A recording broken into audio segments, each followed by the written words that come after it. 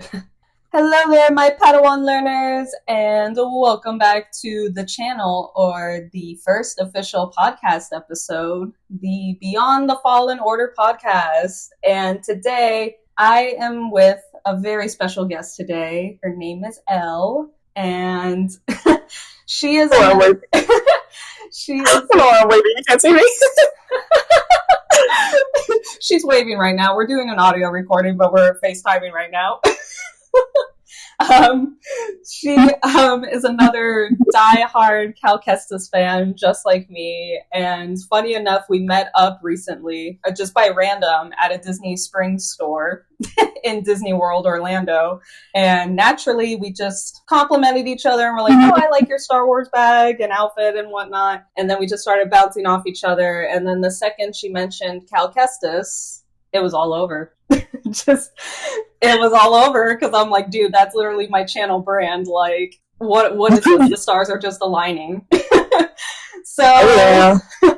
we're just here to talk about the 6-year anniversary of Fallen Order, Jedi Fallen Order. It has officially come out 6 years ago today, which is insane. So yeah, we're just going to be talking about this game and our love for this franchise, kind of theorize our thoughts where we think the third game's going to go. But first, Elle's going to introduce herself and how she kind of got into the Star Wars fandom and her introduction to these games. And she actually was telling me that she made a Cal Kestis cosplay, and she even made her own custom BD1, which is wild. I wish I could do that, but I'm not talented enough to do that.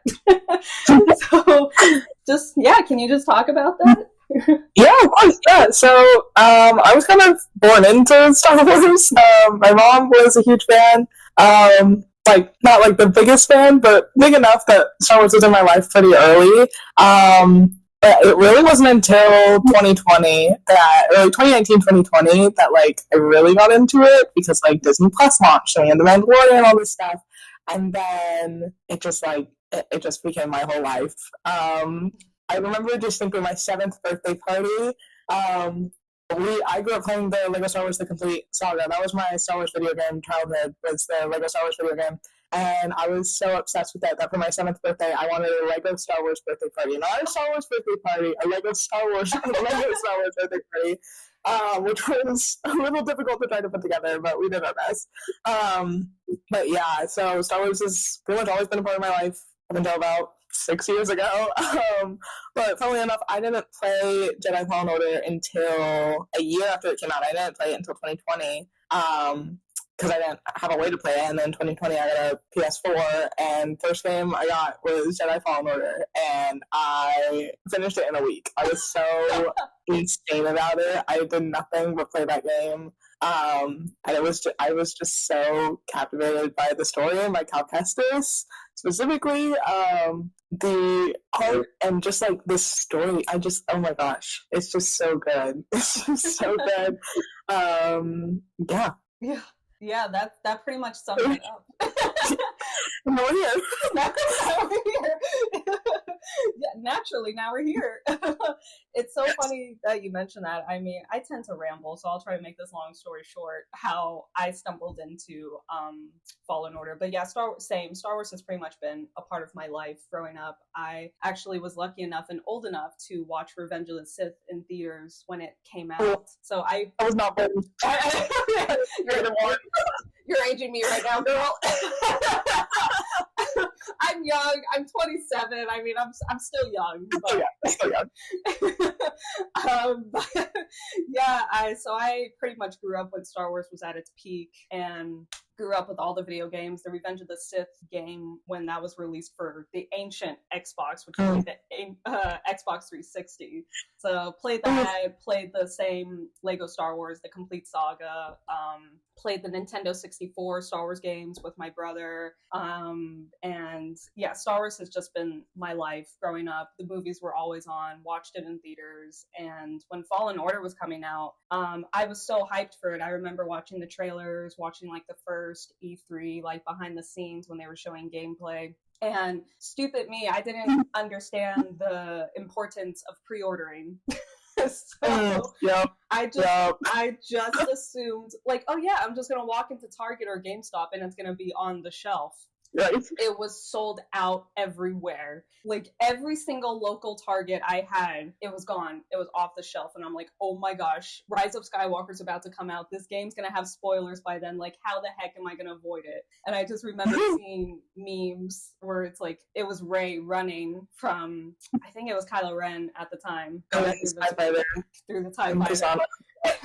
And the meme template was me avoiding Jedi Fallen Order spoilers.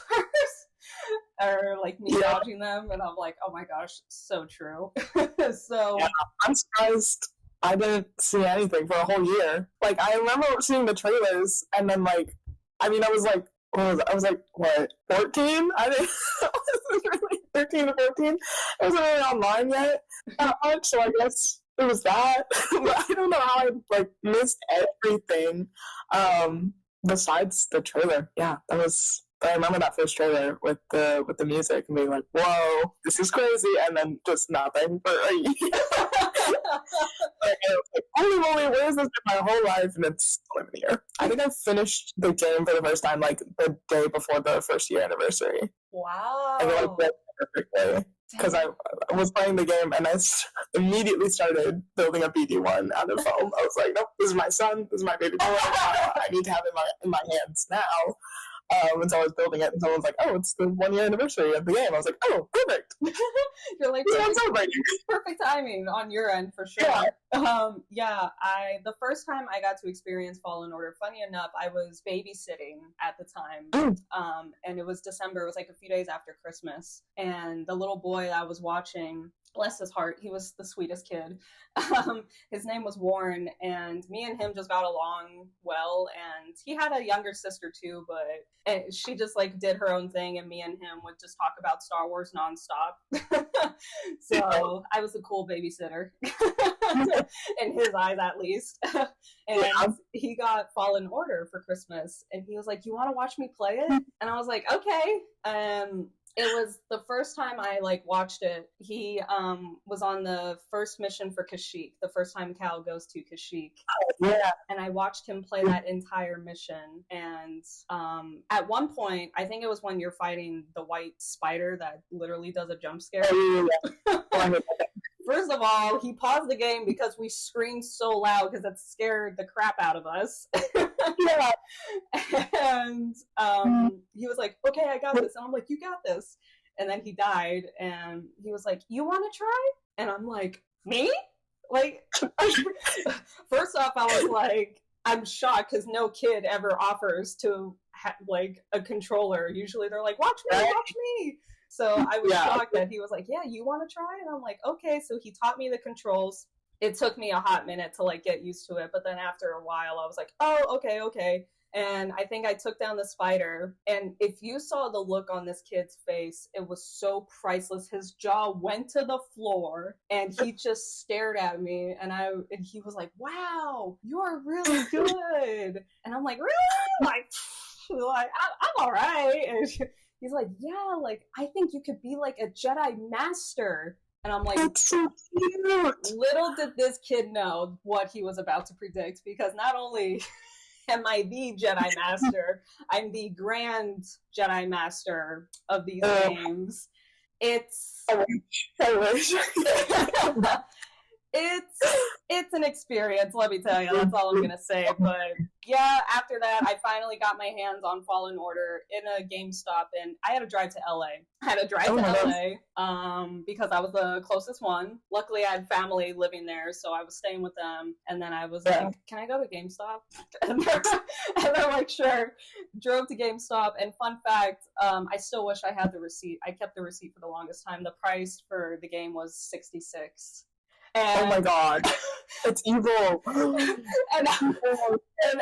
and I looked at the cashier, and he was like $66, and I was like, "What?" He's like, and he's like, "Number. You take a number. You take a number." He must have looked at me like I was crazy, because I was like, "Did you just say 66?" And then like he looked at me at first like, "Huh?" And then I think he put two and two together, and then he's like, "Oh, I get it." And then he was like, "We have the Jedi Survivor. We have the Jedi," and I was like, I was just like, "Boom, cash, run, buy." in a way, I guess you could say I was born to play this game. So yeah, I played the game in January later of that 2020. Beat the game within 2 weeks because I was trying to savor it as much as I can, and I was the same way. Lived, eat, breathed this game. Just loved everything about it. Loved the characters. Loved the story. BD1 instantly became my child. Yeah, that's my baby boy. I'm like, that is my baby boy. If anything happens to him, I will start a riot. We got it not. I'm scared for Jedi 3. Yeah, we'll dive into that in a bit, but oh man, I think what gravitated to me the most about Jedi Fallen Order is it not only did it touch on a few years after the events of Order 66, but it was from a Jedi's perspective, which is funny enough, or ironic, because you assume like, well, all the Jedi are dead, and it's like, well, no, there's Ahsoka and a couple others, so statistically a lot more survive than even we know. Like, I know that's a rabbit hole for another time, and people will in the comments, but yeah, I was just very intrigued by it. I love the era that it was set in, because you kind of think, well, what would it be like to be a Jedi essentially hiding and running from the evil Empire, where they're just essentially hunting you for your beliefs and everything that the Jedi stood for. So it's crazy how we just kind of went from Revenge of the Sith to Clone Wars, and now this new era, and well, not new era, but like new way to discuss or expand on it, essentially. Yeah. So play the game. I thought the gameplay was so smooth and new and original. It reminded me, if you have, or for those who have, or if you haven't, played the Jedi or the Revenge of the Sith game. Sorry, fumbling over my words, my gosh. The Revenge of the Sith game, if you guys remember that gameplay style, was pretty much the same way that Fallen Order was kind of set up, but with Fallen Order, it's kind of, there's more fluid, and you're not locked by like a certain gate where you can't go off and explore randomly on your own time. It's kind of like, nope, here's the level, you're trapped here, like move through the story. But Cal was just, he still is an intriguing character, and I just found it so fascinating how we're kind of just going through his story and experience through how he's dealing with the trauma that Order 66 left on him, and how it's affecting him and his path forward, which is a really heavy topic to touch on, and not a lot of stories or Star Wars stories or stories in general kind of touch on. So it was just interesting to see how sometimes it's true, people with past trauma kind of let that define them, and you know, it essentially can make or break them, which I think was so interesting with Cal, because through the whole game he's trying to suppress his past and trying to go forward and little by little reach through his connection with the Force, and finally when he does have that breaking moment, he kind of just gets up back on his feet and goes, you know what, no, there's always a chance, there's always hope, like I'm not gonna let this define me. And that's so powerful. To this day, I still cry at that scene on Ilum where his kyber crystal breaks and BD1 plays the message from Eno Cordova, and I'm like, dang, oh my heart. Yeah, no, I really loved Cal's story. I think also because he's so young. Yeah. Like I played the game when I was 14, and I played Jedi Survivor like just after I turned 17, thereabout. And I think we forget that he's like 17 or 18 in the first game. He's like, and so it was so just like, once I reached 17, like, and I think too hard about it or whatever, I'd be like, oh my gosh, like that's how old he was. Like I like being as young as I am and like playing these games is so devastating, because like there's never, like, besides Ahsoka, there's not a lot of characters who have been through that much at that time. Like there are characters who have been through a lot like throughout their whole lives, but like to just like get to that point and to see that play out in those teen years was so like just like devastating, but also so impactful, because like, I mean, especially comparing him from Fallen Order to Survivor, just like how like just full of light he still was. Like he was suppressing so much of it, but he's still just like, okay guys, here's another day. You know, like, he's so like just like you just gotta keep going. And I think that really just speaks to his character of just like how he operates in general, but just like operating like that at that age too. I think is really really impressive, honestly, because I've been through all that stuff because he was 12 when Order 66 happened. Listen, 12 was a hard time for me, but I was not going just like how strong he is, and I think I don't even think he realized that, like especially in the first game. Like I think he definitely underplayed his own strengths. It was like, oh, it's just tough. I'm like, buddy, it's insane that you are operating at this level of strength and like mental ability at this age and going through everything you've been through. And still being able to let people into his life, like with like he's like obviously like shutting stuff down, but like I mean he's very trusting. He goes up to everyone. He's like, "Hi, I'm Kestis." It's like, "No, honey, you're on the run. You're on the run." Calling your name. It's like handing out your social security number in the Star Wars universe. So I have those. You say your name and everyone knows who you are. Eyes on you. Like you gotta go.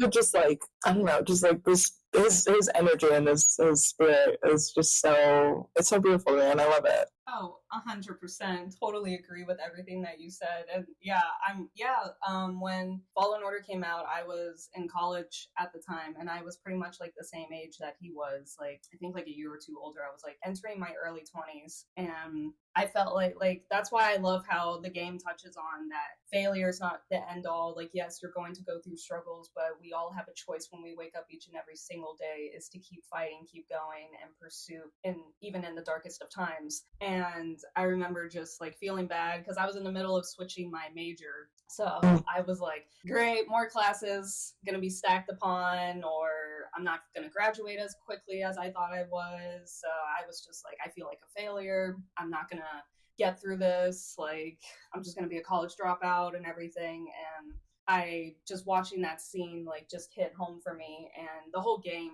just hit home, and it snapped me out of that mindset where I was just getting down on myself, and I'm like, you know what, I can do this. And later down the line, I got my degree, and celebrating. So it's just so crazy how this game has just made such a deep impact. And like you were saying, like being at such a young age that Cal was when he went through Order 66, he was around 13, and then 5 years later, I think he was 18 when where he is now in Fallen Order. And in spite of everything he's been through, it's just crazy. And I just love how strong of a character he is. And it's like you said, like even though he's been through so much, he still like tries to find the light in others. And that's why I really love the dynamic between him and Marin. And because she's very like, you can see when he first encounters her, she's like, who are you? Well, you're bad, you're a Jedi, like they just massacred my whole family, like get out, like don't talk to me, don't communicate with me, just get out or I'm gonna murder you. Yeah. Cutest meet cute that ever meet cuted. Best first date, guys. How I Met Your Mother, guys. Met the family, visited the home, friendship. What more can you ask for? Cal just he's just setting the standards high, guys. Exactly. The perfect guy. Which is why, guys, if you're listening to this, be Cal Kestis. Yeah. Be Cameron Monahan. Yes, be Cameron Monahan. Be Cameron Monahan, guys. Just guys who are listening to this, and like 90% of my subscribers are guys. So guys, take mental note of this. Be Cal Kestis. Just be Cal Kestis, and you will win our hearts. Oh my gosh, I can't. Yeah, but I love their dynamic so much because I feel like even outside of like the relationship perspective, even just reaching out to someone can change their life essentially. And my favorite conversation between them is when I think it's the second time when he runs into her and they talk about Terran Malicos, and he finally gets the key to the Kujet, to the Tomb of Kujet. Oh my gosh, what's it called? Not the holocron, it's the thing to open the holocron. Oh. You would think for someone who played these games as religiously as I did, I know off the top of my head. Right. Oh my gosh. Okay, well, we'll just get to that in a hot minute. My fans are just going, wow, Sarah, you fake fan. Okay, we're just moving on. We're moving on. I'm sorry, guys. I can only remember so much lore from these games. But yeah, he gets the key and he talks to her, and she's like, well, what changed for you basically to venture out in the galaxy? And he says, and I quote, very good friend of mine told me to go out, find my place in the galaxy. And she's like, oh, and you listened? And he's like, well, no, not at first. And he says, life has this funny way of forcing you on a path forward anyway. Now here I am where I least expected. Basically, in other words, if you don't put yourself out there and try, you never know what doors are going to open up. And I feel like that quote is so profound, even more so now for me personally, because I can't believe, like, that game is 6 years old already, and I've come a long way in the last 6 years. Like, so much has changed, and I've connected with so many Star Wars fans and met people, and it's just wild. Like, it's so wild when you put it into perspective. And I love the dynamic friendship he has with Seer and Grease as well. Like, Seer's, his mentor, kind of like the step in for Jaro Tapal, and Grease is kind of like the space dad or space uncle, however you want to. Greasy money, baby. Greasy money, baby. Oh my gosh, I love that quote so much. It's just, I love how each of these characters essentially help and shape Cal into who he becomes. And man, it's just so good. It's just so good. Yeah, it's so good. Yeah, and on the quote of, like, you never know what'll happen, like, where you go. 2020 was a huge year for me when it comes to, like, where I am now. Obviously, I played the game for the first time, but it was also the year I did my first Star Wars cosplay. It was the year I went to Batu here at Galaxy's Edge for the first time.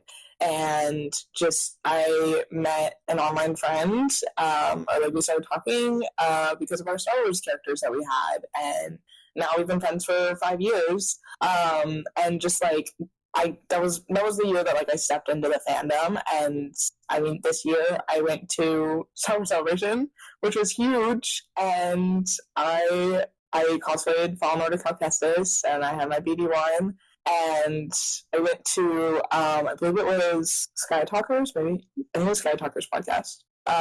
Yes, maybe. No, Stardust Records. Stardust Records hosted a fan panel for the games, and that was so fun. Just being the community that I've found since 2020, and, like, all the people that I've met and all the things I've been able to do.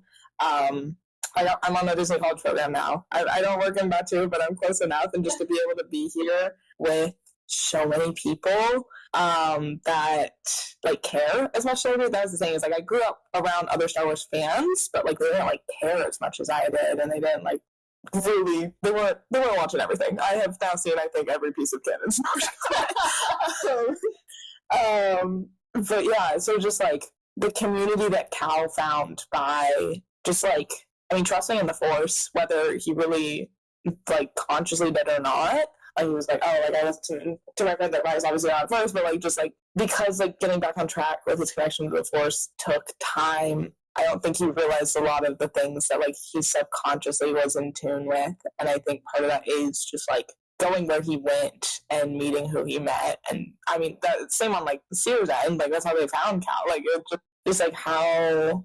I mean, the Force is real. The Force is real. Yes, world, obviously. And just, like, how it's connected me to so many people. I mean, I met you randomly. Like, just like, the Force connects us all, binds us, and penetrates the galaxy.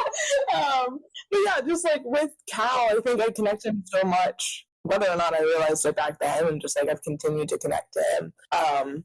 Just because of just how things kind of just like fall into place for him.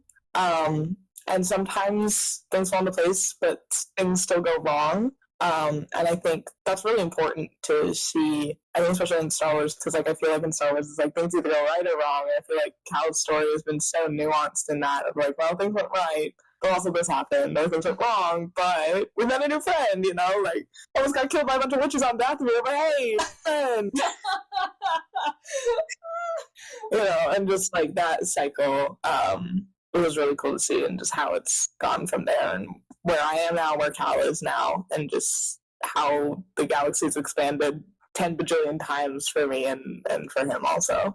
Absolutely. And oh my gosh, like, and it's funny too, because when Fallen Order came out, like, I had one friend that I would converse about it with, but he didn't play the game. He was kind of watching his brother play it, but he would still listen to me, bless his soul, talk about it and fangirl about it. So I remember when I finally finished and beat Fallen Order, I remember just staring at Cal and the crew and going, man, I wish I had my own Mantis crew. Like, just people to, like, you know, travel the galaxy with and do things you would never think of doing with. And little did I know that would essentially be happening a few years later down the line, because Gokam, I almost said Vader. I don't know why my brain just went Vader. Gokam Jedi Survivor a few years later, and I remember I cried when that trailer got announced, because I mean, I knew a sequel was down the line. I knew it was happening, but the fact that it happened just threw me off the seat, and I was just so excited. So like I was like, oh my gosh, I'm like gonna scream to the world. Like, I'm so excited. I'm so hyped that this is finally happening. And the first thing I Googled was Jedi Survivor trailer reactions. And I just wanted to see fans like react to it. And that's essentially how I met my online friends now, which is crazy. I did not think anything of that. Yeah, definitely. It's been so crazy. Just like existing in space. Like, I have a friend, and like she's not like that big into Star Wars, but like she knows the game. Like she knows Kestis. She knows it because she's a gamer, and so she's played it. Just how many people have connected to the story in and outside of the Star Wars fandom is really neat to me, because I feel like there's not a lot of games where that happens, you know. Especially for something that's like original. For like Batman, there's so many video games, like you don't have to be like a current fan, but like most people grew up Batman fans, so it's like, oh, I like this video game, and I also like all these other things too. I'm not like a DC fan, you know. But like with this, it's like it's an original character, it's an original story. It's not Luke Skywalker. It's not. I mean, Vader's in it, but that's like pretty much the extent of like connection to that original story. And just like the expansion, the world building were just so brilliant to me. I play games for story, which is why I have not done Master Jedi. It's because I'm like, just give me the cutscenes, and I'll be on my way. Just let me know what's going on. What can I think way too hard about?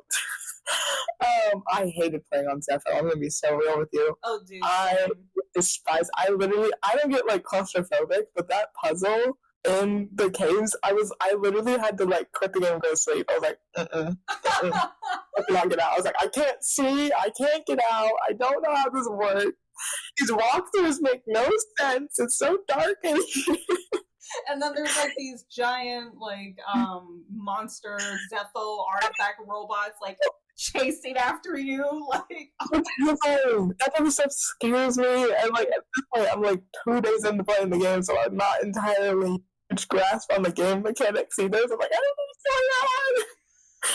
Why do they hate me? But I succeeded. Oh, yep.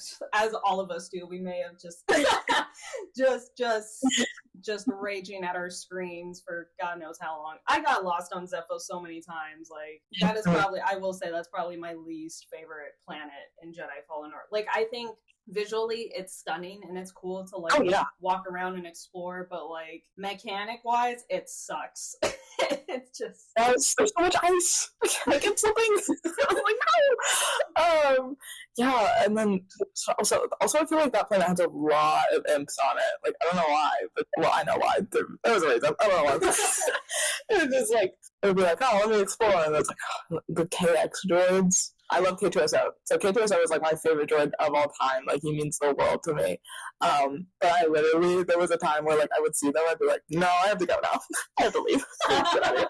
You're on the other way. I'm like, no hugs today. Please don't take me. Yeah, try fighting those on Grandmaster, where it's like they smack you, and if they grab you, you're done. You're done. It's instant kill. So I don't know how. I love you.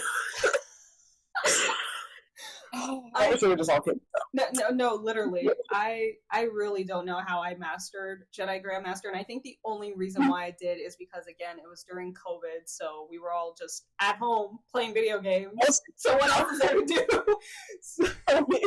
So I just like mastered memorizing the attack patterns. So I'd be like, 1, 2, hit, 1, 2, 3, dodge, 1, 2, 3, hit. Like, so I don't know. I guess I just played it so religiously, and I play it on Grandmaster, and now that's all I play it on. But also, I like a challenge. I'm the type of gamer where it's like, okay, if I know the gameplay's getting too easy, I bump up the difficulty a little bit, because it's like, yes, I want to experience the story too, but also I want a little bit of a challenge, so I still feel like I actually achieved something. So it's not like, okay, you just skirted through the story and like didn't really get a proper challenge. It's like, no, give me the nitty gritty challenge. Jedi Survivor's a whole nother story. Talk about gamer rage.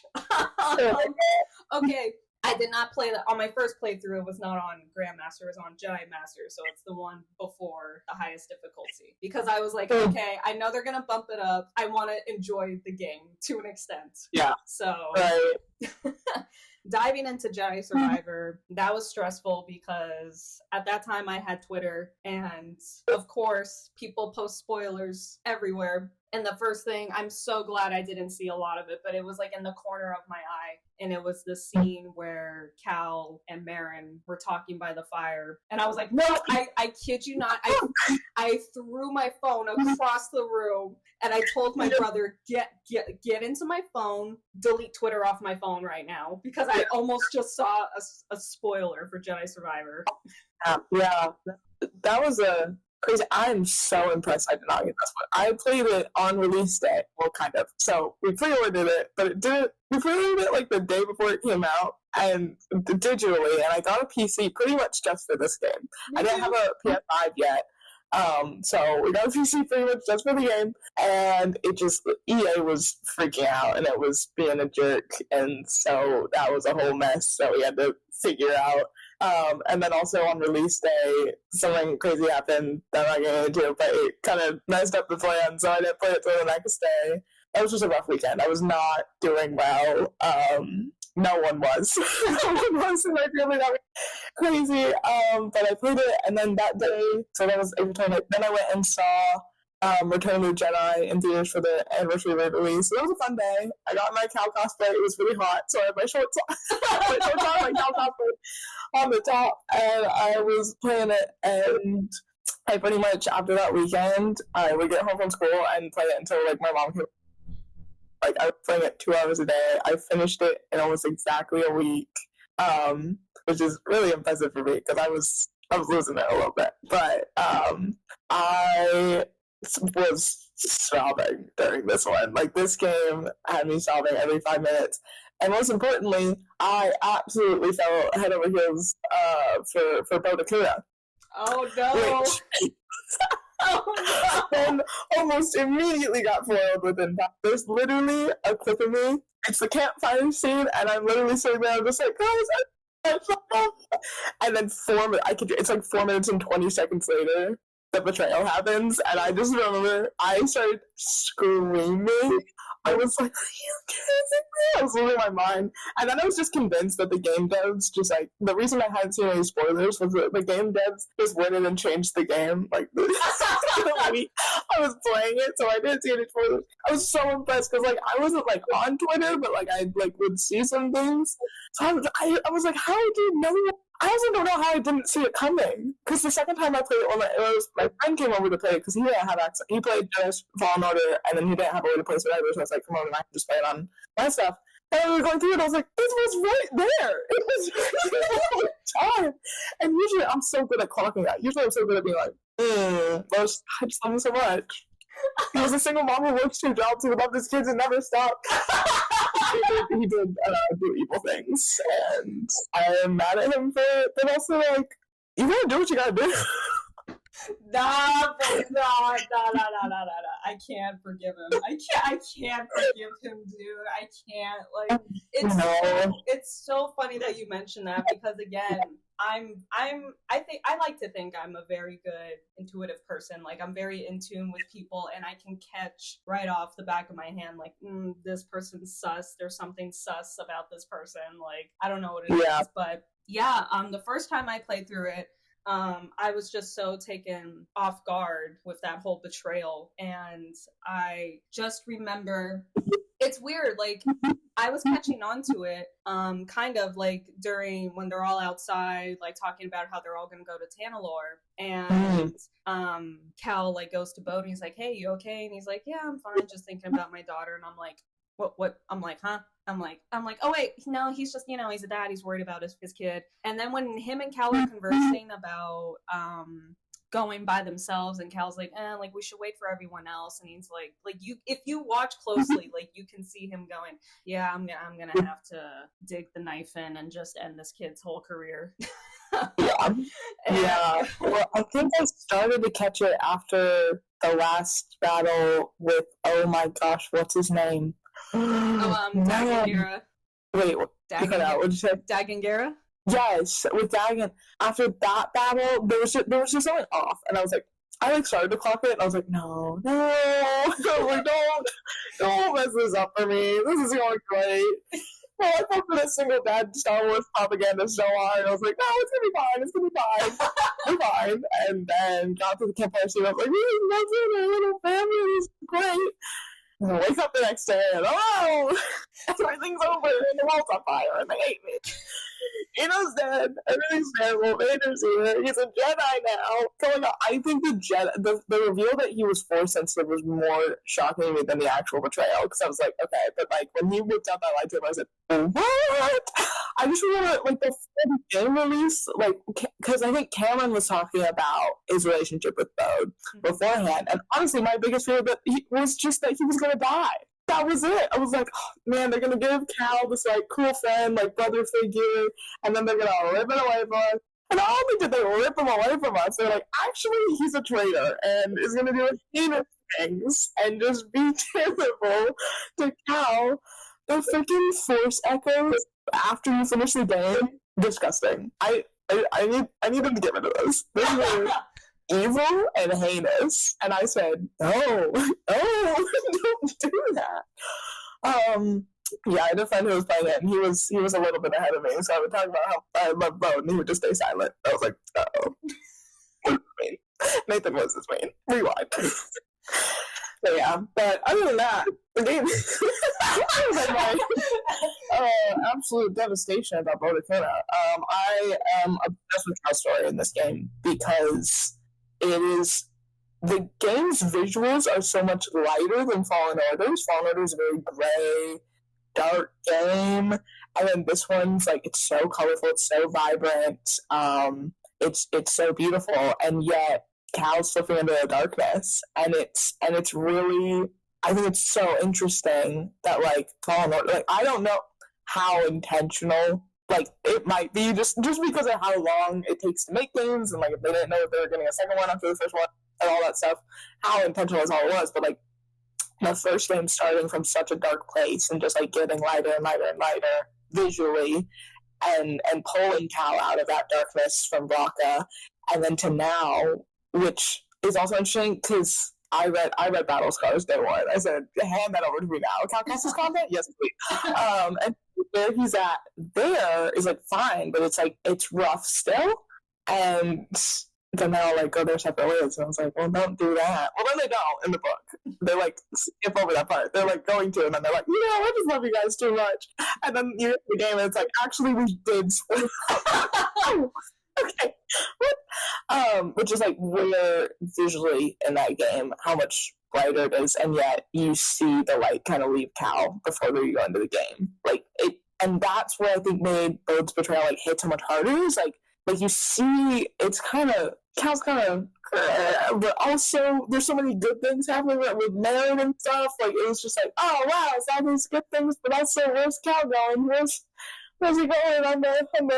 What's happening? But yeah, the shock on my face on the ISB scene when it says like unleash the darkness or whatever, or like give in. I was like, hello? I was like, I don't want to. How do I say no? How do I say no? No, thank you. This is another thing. No, and we walked the other way. We're gonna calm down, Cal. Let's take a breather. Hold on. Oh yeah, that whole sequence was just the biggest shock factor, and I agree too. What shocked me more was Bode revealing that he too was a Jedi, and I was just like, I just remember screaming at my computer, just going, "You traitor!" And then when he did the Force push, I was like, "Holy plot twist!" I thought like Cal did it or something. And I was like, hello? I was just confused. I was like, oh, and then you were like, what? Saber? I was like, oh, whoa, no, what just happened? It was so much to grasp all at once, and I think our brains could not process it fast enough. I think what I love about Jedi Survivor is I feel like, in a way, like, yes, we're seeing it through Cal's perspective, but I feel like in that very moment, we were feeling exactly what he was feeling, which is so rare for video games to do for a main character. You know, it's like, yeah, you get sad when they get hurt or they go through trial and error, but to, like, I was locked in from that moment up until the very end of the game. I was so locked in. I felt every emotion Cal was feeling. And I remember my brother walked in. He watched me play through that whole sequence with Seer and the battle on Jeddah. And oh my gosh, that we have to talk about the elephant in the room, which is the Vader scene. Oh my god. I was going bananas. I was just like, not this guy again. I was like, get out of my house. And then it was like, I was like, okay, but like it's Seer, like she got this, you know. The first time we fought him, it was Cal, and he got his butt handed to him. But you know, it's Seer, we're gonna be fine. And then just like kept going. I was like, okay, how many times do I have to hit this guy? Get down. I was like, oh, we're reaching like prime Vader here now. I was like, I was like, oh, what's the year again? Not a good year to be going against Vader. Oh no, he is very confident in his abilities at this point, and this is not good. And it just kept getting worse. And I think I might have, it took me like 7 tries to defeat Vader. Like, I was not doing great. I think also I was just like freaking out. I was just like, what is going on? And then I was also just concerned on Cal's whereabouts because he falls off the cliff and it just like fades to black. And I was like, oh my god! And then it just all happened so fast. And then next thing I know, Siri's down and Cal's there cradling her. I was like, what? It happened so fast, but it took me 7 tries because I was just like, oh, we're just battling. It's just a battle. It's just normal. And then I was like, no. This is the end. No, yeah, that Vader fight, it took me a long time to get through too. Because again, it's Prime Vader, so it's like, how the heck am I gonna fight Prime Vader? Like, I'm dead. There's no way. I'm dead.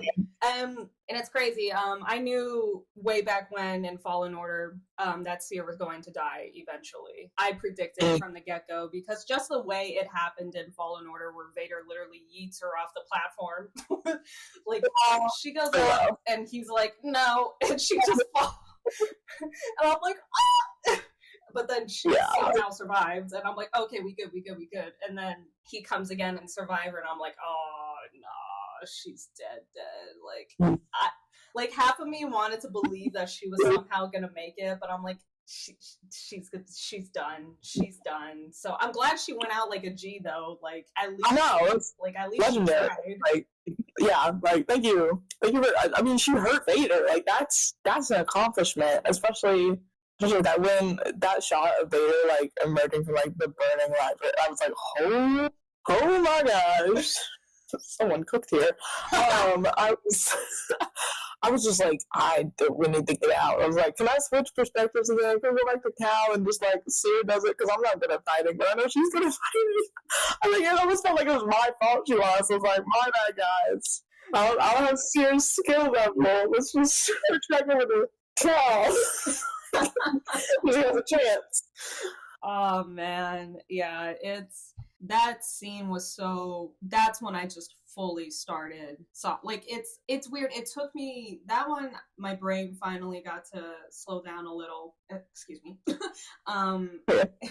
My brain got to finally slow down during that cutscene, and then when Cal comes in. I didn't realize he was watching a Force Echo until the ashes started falling. And I was like, no. Like, you're telling me. I didn't realize that. So that's new information for me, and I need a minute. Oh, no! I just broke another Cal Kestis fan on the internet, guys. Thought it was a cool transition from that makes so much more sense. Oh no! I just thought we were gonna start switching perspectives in the game, and I was like, okay, oh no! Okay. We just start crying, and this podcast ends. We're ending it here, guys. Oh man. Yeah. Okay. Yeah, I didn't realize it until the ashes started falling. So I'm like, cool. So not only did Cal witness Seer die, because what tripped me up was when she says Cal and Trilla's names before she passes. Like, obviously, that was the last people she thought of before she died.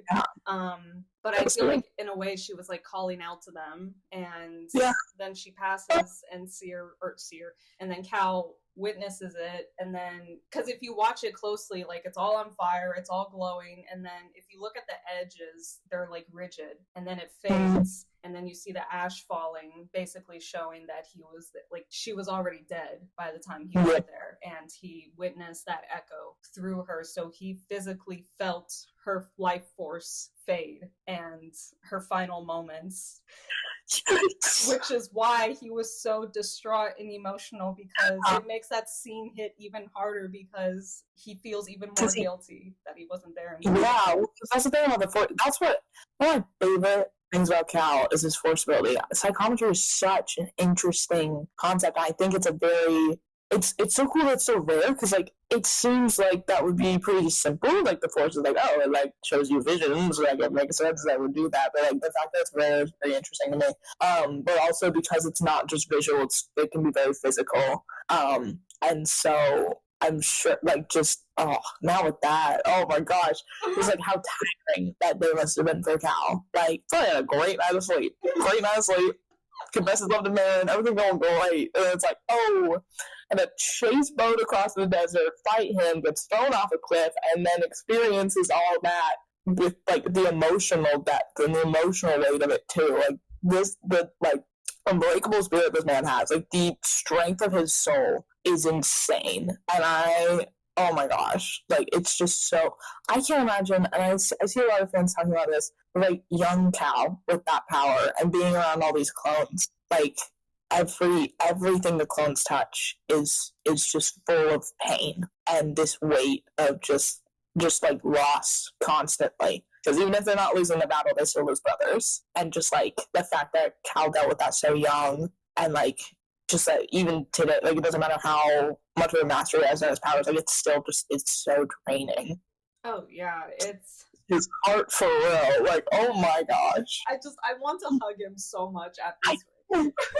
And it's so funny because I watched and behind the scenes, I had to dig the depths of YouTube and the internet to find this. But of Deborah Wilson, who plays Seer, and of course Cameron, who plays Cal. I watched both of their interviews. His was at a Comic-Con and hers was on a podcast, I think. And they both just said how much of an emotional draining day that was. Yeah. You know, like, we're playing it, but they have to physically act it, play it, and make it believable that they're feeling something and that the audience feels it. So she, from what her perspective, she said, you know, like, she remembers doing the scene, she closes her eyes, she has to pretend she's dead. She hears Cameron crying, and then she feels like wet drops hit her face. And then she said when the scene's over, she looks at, you know, she opens her eyes and she looks at him. He's crying, she's crying, and they both just got even more emotional because they knew that was the last day they were going to film together. So they just hugged each other and were just both crying hysterically. And I'm like, oh my gosh, bro, like, this just when you can't make me even more emotional over these characters. I'm just like, with the video game process, like, that's not, for a lot of these games, that's not like a 4-month, we come in, we film the scenes and we go, and maybe you come back for reshoots. That's like a, hang on, let's workshop this for like a while. And like, with what's so amazing about these games is like the cast is so involved with, like, especially Cameron, with the physicality of him and the stunts and stuff. There's how much time they spent together way before then. And it's like, yeah, Fallen Order came out in 2019, but like, how long did it take to make that game? Like, it's like how long they spent with that and with that relationship, like, in and outside of the game too. And just like, it's tough. Like, that stuff is so hard, and especially for like mocap acting. Like, mocap actors are insane at their craft because they have to be. Like, and it's so meticulous, and it's just so good. It's just so good. But yeah, that is one where I was just like crying with them because like, what do you do? Like, that was let me tell you, I woke up because I beat the Dagon, like the third Dagon Gera fight. Like, I think it was like at night, and I was like, okay, I'm pretty sure a lot's gonna happen. The next day, the Force was with me. I knew it was gonna be a whole freaking battle sequence, dude. And so, like, the next morning, I remember I got up very early. I had not eaten breakfast yet because I was just like, I just want to see what happens next. Get to Jeddah, do that whole sequence, watch Cal cry. I'm a hysterical mess. My family hears me. They're like, you good? And I'm just sobbing my eyes out, like, in response. Like, I'm not good, guys. Like, you don't understand. Like, I'm emotionally just drained. And I remember after I finished that whole scene and crying, and then, you know, Cal gets ready to hunt Bode, and I'm like, okay, I think I should probably eat breakfast now. And I think go on this quest real quick. And I kid you not, I just put like yogurt and berries together because I was like, I can't think. Like, I just get something quick in your system. And I remember just staring at my yogurt, like, just so distressed. And my family was like, sir, are you okay? Like, and I'm like, no. And then my brother's like, just leave her. She just went through an emotional went through an emotional moment. And they're like, it's just a game. And I'm like, it's not just a game. It's not just a game, guys. I'm like, it's not just a game. Actually, like, everything, I probably should not have played the game that week. Like, I'm glad I did because I had fun with it, but I was not in a good headspace. And then the next week, I think it was the next Friday, Guardians of the Galaxy Volume 3 came out. So that's always fun. I was like, oh boy. I think I just finished the game. I hadn't even finished the game yet. I was like maybe halfway through it. And I went and I saw the movie and I said, okay, so I need to not. I need to take a moment. And I went home and I played more of the game. I'm locked in. It was a Saturday. It was like Friday, Saturday. I think we had to stay at school that day. I saw the movie and I was like, all right, back to the game. Back to the grind. I just saw my eyes out for 2.5 hours and I'm going to go play more of this game. I was like, oh boy, this is... It's like, I think in that moment we were just like, what more could possibly go wrong after that? And it's like, oh, a lot can go wrong. I mean, obviously, you know, after the fact, but I regret playing that level because I think it was a Sunday when I played it and I had work the next day. And I remember just like I was depressed. I was so upset over the whole thing. Like I remember like my brain like I was in the workspace but like my head wasn't in it. And I remember because I worked at a school and I remember one of the students just came up to me. She was a 5th grader. She was just really cool kid. Can talk to her about anything. She just came up to me and she was like, "Are you okay?" And she's like, "Wait a minute, are you playing that? You were playing that game you were talking about, right?" I'm like, "Yeah." And she's like, "Did one of your favorite characters die?" And I'm like, "Yeah." And she's like, "Do you need a hug?" And I'm like, "Yes." Again, bless that. I'm telling you, dude, bless children, bless their little souls. You know, oh my god! Like that kid just knew I needed a hug that day. So speaking of kids, what are we gonna do about Kata? Yeah. Oh man, now that rabbit hole. So okay, I'm sorry guys if you haven't played the game at this rate. What are you doing? What are you doing? Spoilers galore over here. Yeah, so we get through that whole sequence. And another little fun fact behind the scenes, Cameron, after he kills Bode in the script, it was only supposed to be one shot. And the director revealed that Cameron improvised that scene and did the double tap. Stop. No, that was sickening. I literally, when I tell you, I was so, because again, I loved Bode. I really did. I was so mad at Cal in that moment. I was like, Cal, put the blaster down. I'll have to find the clip because I like my reactions. I'm literally saying, I'm like, Cal, no, put it down. And then he shoots once, I go, and then she talks like, get out. I was just so mad because I was like, there's got to be a better way. There's got to be a better way to do this. I was like, Bode, please, come back. Don't do that. It was so tough because I was so conflicted, and like I think that was the thing too, is with these games is like you're so for being not for being an original character, you're not this character, like you get so into the headspace of them. I think also being 17, being the age Cal was in the first game, playing the second game, and kind of almost watching it from the perspective of his younger self. Like was devastating because it was just like, what are you doing? He was like, no. That made it so much harder because it was just like it felt almost like if I was Cal and I saw into the future and I saw what he was doing, just like the devastation of like, oh, I can't do anything about that. Like just trying to like tell him like, no, don't do it, but like, it's future you can't hear that. Only hear your past self when you're there. But just like how hard that was for me because it was just like I get it, but just like don't do it. And just like how draining that was emotionally for me, as if that would have been draining enough. Just like how draining it was for both Cal and for me, I think, because like obviously he doesn't want to do it, but like the doctor feeling like do it, Palpatine style. Stop Palpatine's little voice in your head, like do it. But just like that's what it was. That's what it felt like to just like be almost in both sides of Cal's head at the same, being in that Fallen Order mindset, watching him go through Survivor, and just like not being able to do anything about it. I think that's the hardest part about these games is we become Cal, and then there are just some things that are out of our control, and that's Cal, because at the end of the day, we're actually not Cal.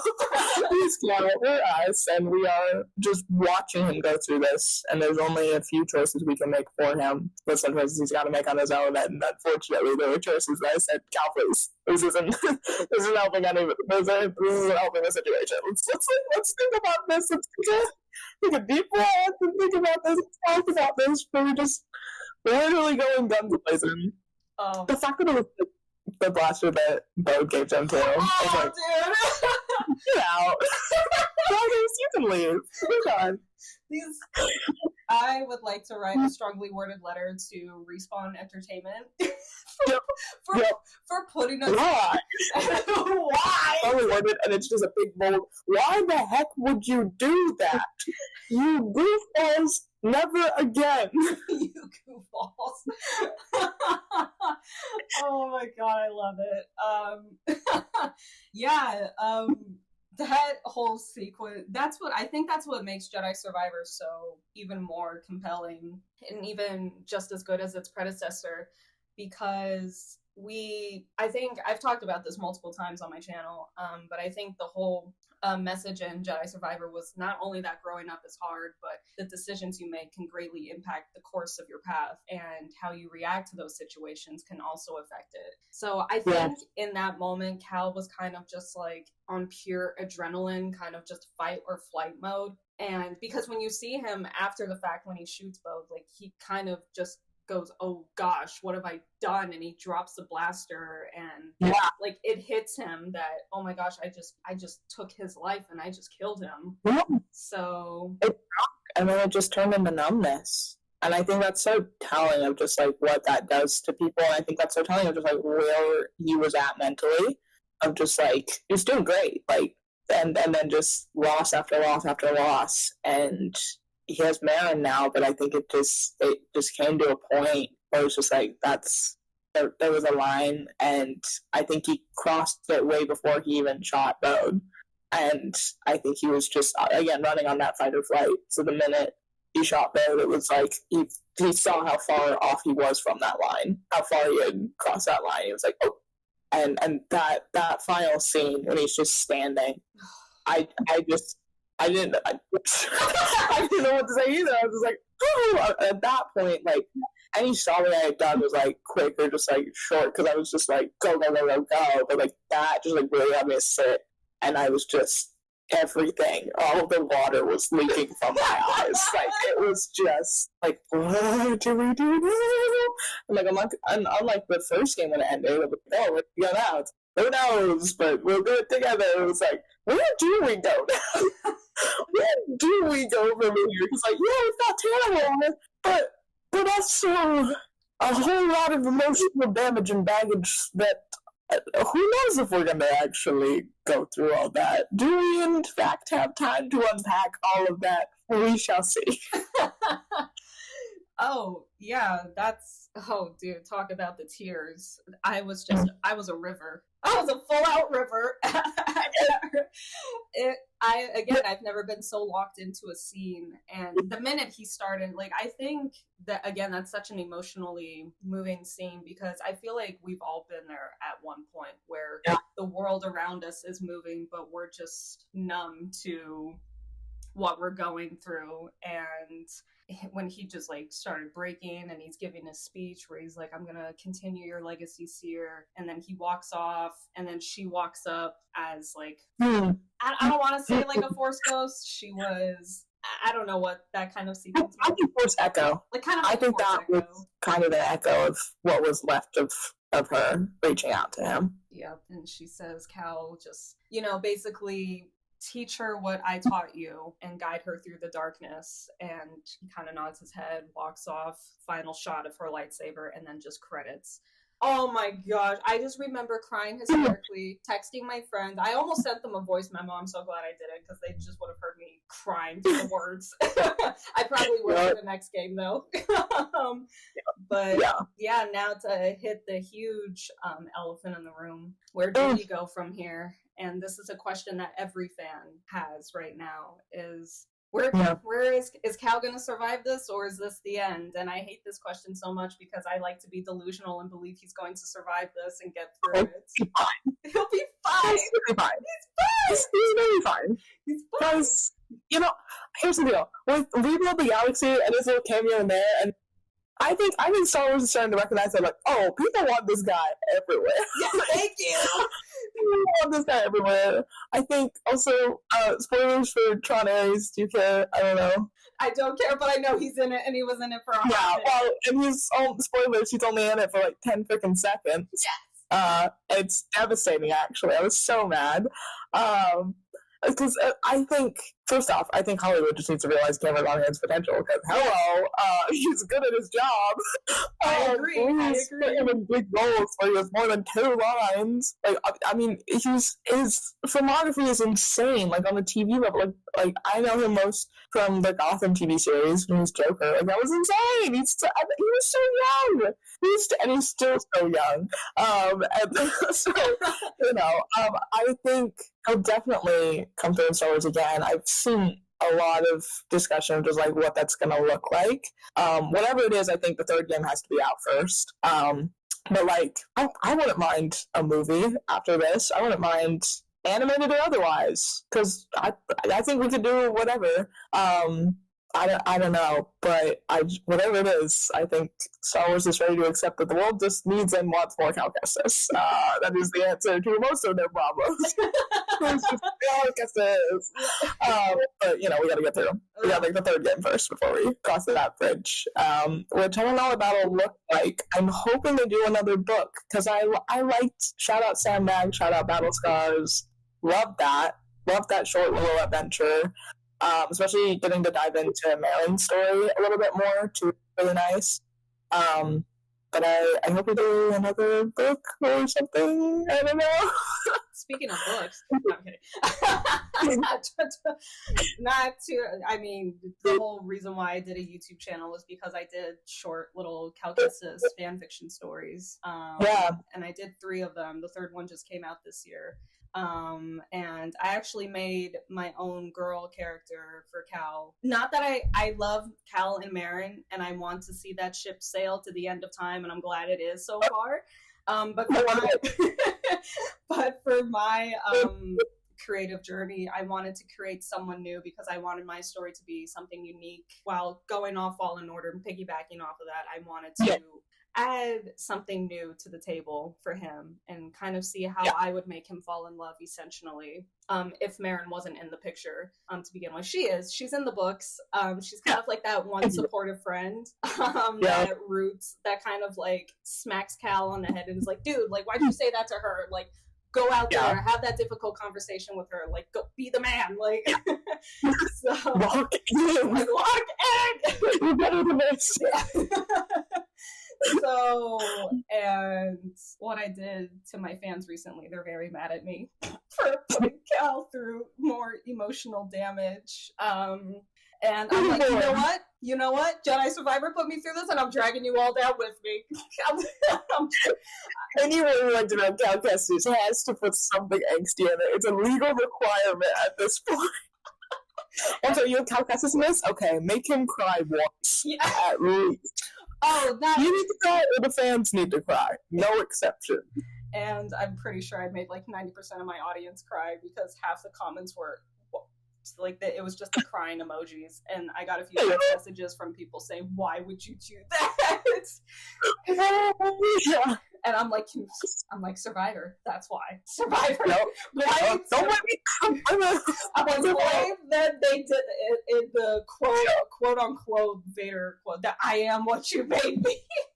Oh, yep, exactly. I am what you made me, literally me. So yeah, I agree. I would love. There is a Jedi Fallen Order manga coming out next year. I'm excited. I was there when they announced that. I was like. I don't even remember. I think it was like the crack of dawn morning my time here when I saw that announcement, and I just remember like my friends spamming me going, Sarah. No, art is so pretty. I'm so excited. I'm so ready. I love Star Wars manga adaptations. There's so many now. There's like all the Rebel Thrawn one. They also and then there's also the Guardians of the Whales one. I love Rogue One. It is. Yeah. Do we think Jedi 3 is gonna time skip? Or are we just gonna go straight back into it? So I love this question. I get asked it all the time. So if you look back, I think it all depends, first of all, how quickly this game gets developed, and also what they're kind of writing for the script and the timeline. And this is where it depends where in the timeline they want to jump, because the first game's 5 years after the events of Order 66, so still Prime Empire. And then 5 years later after Jedi Fallen Order, which is kind of still Prime Empire, where it's still kind of at the peak, where they're not close enough yet to A New Hope. So they're about to cross over to like the beginning of Andor. So the cracks are about to start in the Empire, but they're not there quite yet. It's so close. Yeah, so if I had to take a guess, I'm like, if they really want to, just because 5 has been their favorite number, they could do 5 years later, or they could do 2 years later, or they could just do like a handful of months later. So like maybe like 10 or 9, 5, I don't know how many months later after they want to do it. I think I don't know. I feel like as much as I want a book, I feel like with Kata, that's a huge thing that they have to take into account for. Of just like with her, because like at this point, you know, her actress probably aged up or whatever. I don't really know how the process for Kata worked, if they had like an actual kid in the mocap or whatever, and just like how that'll look like for her. I feel like that's one where like, especially with the books, like not everyone read Battle Scars, because it wasn't that vital. Mm-hmm. I mean, it shows us how great he lost his arm, but other than that, it's not much. There was not much of that vital importance to Survivor, and I feel like a book that takes place after Survivor now would need to be important, and I feel like not enough people would read it, you know, which is unfortunate, because if you're not reading the Star Wars books, what are you doing? I say as House of the Jedi stares at me from my shelf right now. I told myself when I finished Bad Batch Sanctuary, I finally opened House of the Jedi, and I was like, oh, I'm not ready for that. So I'll get there. But yeah, as much as I love another book, I feel like the third game will just have to like jump right back into it, because I feel like, first off, if we leave Cal alone for too long, I'm concerned for his well-being. Also, with Kata, just like I feel like you gotta work fast with that. Not only because she's a kid, but just because like I gotta know what's going on with her. Like, her dad's dead, killed by the man who is now going to be, I guess, taking care of her. Like, that's a lot for like an 11-year-old to go through, and I feel like we should address that as soon as possible. And I feel like a time skip would be so jarring, and I feel like, I mean, they could, and I wouldn't mind, but especially if it was a 5-year time skip, I feel like that would be so just like, oh, let's. I feel like there would be a lot of flashbacks. There would have to be a lot of flashbacks because we've got to address so much. I also feel like going 5 years ahead, I almost feel like that's too crossy overy with everything else going on, you know? That, like, I feel like they still want to kind of leave Cal in a little bubble until they finish the game. So, we'll see. But I like the idea of kind of just jumping right into it. Just being like, we're still on Kobo. Let's figure out our next steps, you know? I agree. Or Tannelore. Who knows if they even canonically left Tannelore after that? Because obviously we can go and do whatever the game's like. What do we do? With the Jedi path and stuff. Anyways. That's it. I know. No, you're good. It's a rabbit hole for sure. And this is the question that everyone is asking. And I agree. I think if I had to bet money on it, I think we're just going to dive right back into it, because I think if they do a time skip, it's just going to cut too close to like the events of Andor or even A New Hope. And I don't think they want to have Cal get too close. Like, yes, it's set in the Skywalker era, and he's kind of around these big events where Cassian's trying to get the Death Star plans to him, or not to Luke, but get the Death Star plans out to the rebels, and Luke isn't even aware that he has, like, you know, Jedi powers and stuff. Right. So I think we're just going to dive right back into it maybe a few months later if they were to go off at most, because the actress who plays Kata is actually a teenager. I looked at the cast immediately after the game. So, and she sounds so young too, so I don't think her voice will be an issue. So if anything, they can just make the kid taller and she can just continue. So I think if I had to make my guess just changes all the time, because again, we won't know anything until that trailer finally drops. So I know. I'm like, something. Well, just give us like a release window. Just say like 2028. You know, 2028. Just something. Just a release window. Like, I don't need a date. Just give me a release window and I'm good. I'll be satisfied. Please. But I agree. I don't think we're gonna get another book. I personally didn't read Battle Scars because I wanted to experience the game for myself, and like I think it was cool that they did it in between. But like, I was reading the reviews and everyone was saying, well, unless you want to know like what happened to Grease's arm, that's literally it. Like, there's things that happen here and there, but like for the most part, it doesn't really add relevance to like the story of Survivor. So I was like, cool, skip.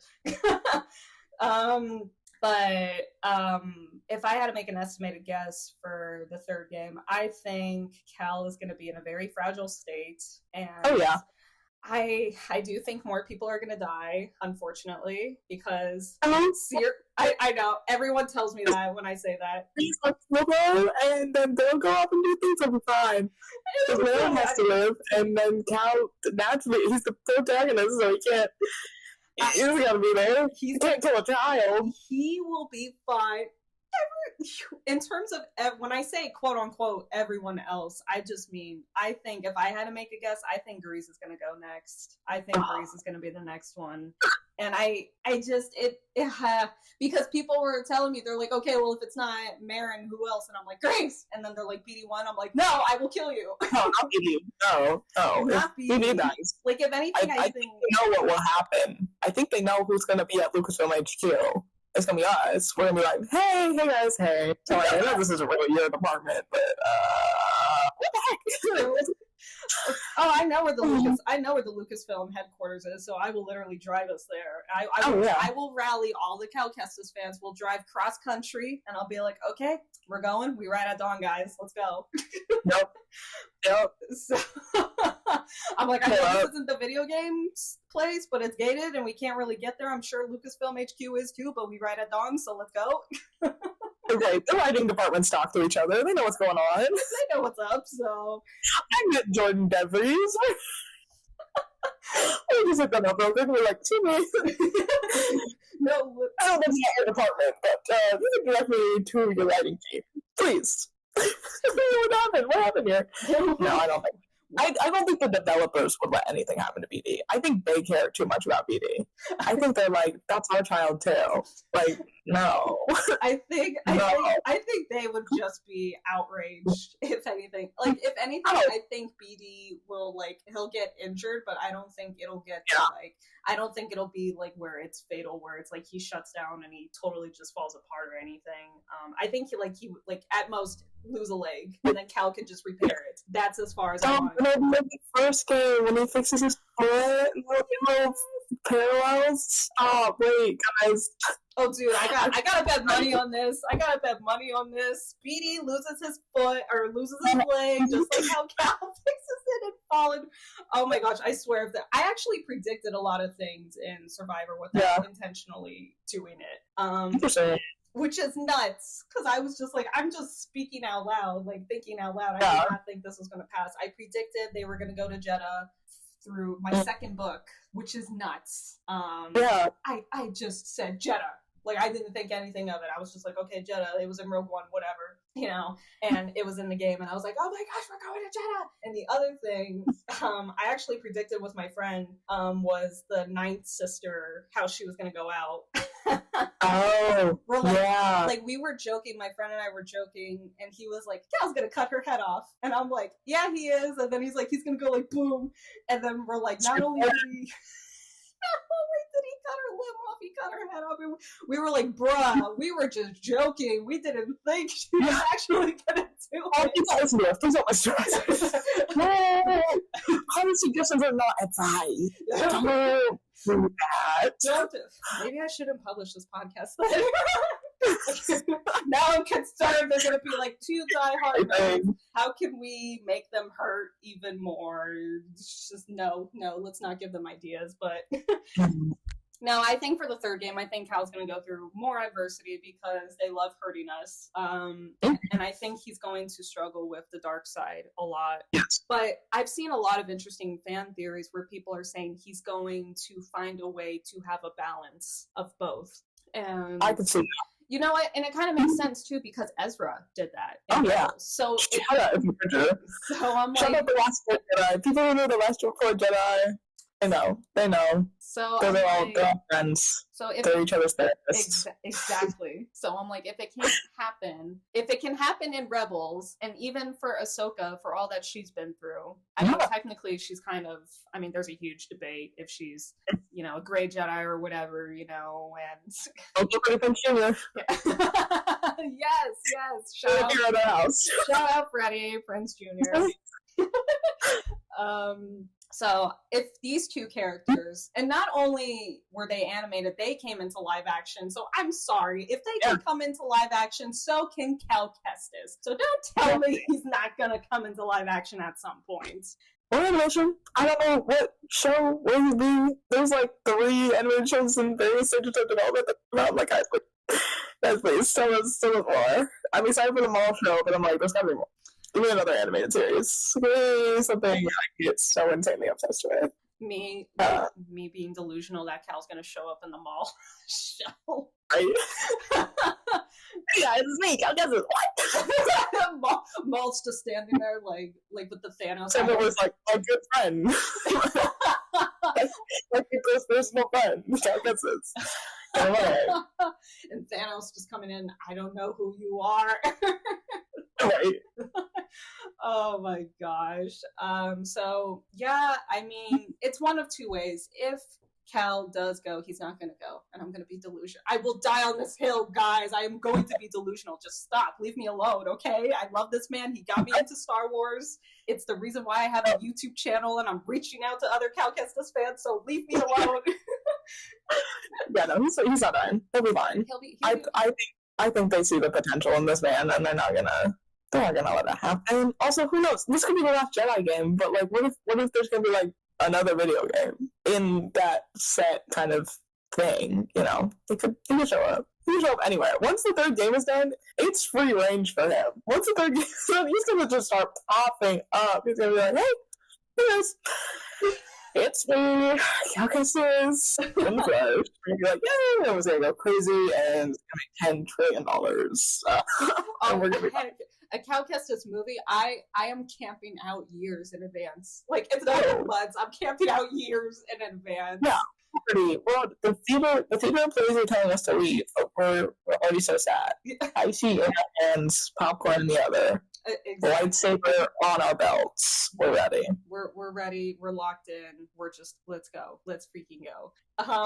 Yeah, I think the story's gonna go one of 2 ways. I think it's gonna, obviously Cal's gonna be training Kata now. He's gonna be like the mentor for her, because it's obviously hinted that she's gonna have some force sensitive abilities because she was born from Bode. And so I think my question is, because they're on Tanalorr right now, and I know it's really hard to travel like in and out of there, so I'm like, I'm assuming they're gonna go back to Koba at some point and kind of like regroup. Probably like Turgle will come back and everything. Maybe get some like.